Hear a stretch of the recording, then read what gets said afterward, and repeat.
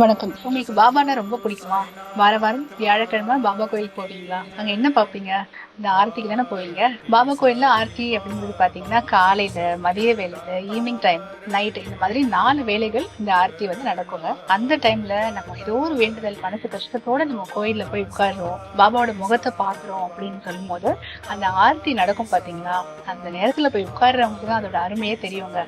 அந்த அளவுக்கு ஒரு மனசுல வந்து ஒரு மாதிரி ஒரு வைப் வந்து கிடைக்கிறத நீங்க உணர்ந்திருப்பீங்க.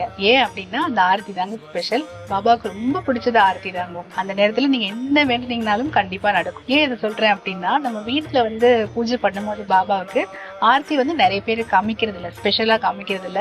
ஆனா இதே மாதிரி நீங்க கோயில் மாதிரியே வீட்லயும் அந்த ஆர்த்தியை ரொம்ப ஸ்பெஷலா மனப்பூர்வமா பாபாவுக்கு நீங்க செஞ்சு பாருங்க. உங்களுக்கும் அந்த ஒரு மாதிரியான ஒரு சந்தோஷம், ஒரு பரவச நிலையை நீங்க அடைவீங்க. அது மட்டும் இல்லாம உங்களுடைய வேண்டுதல் உடனடியா பலிக்குங்க.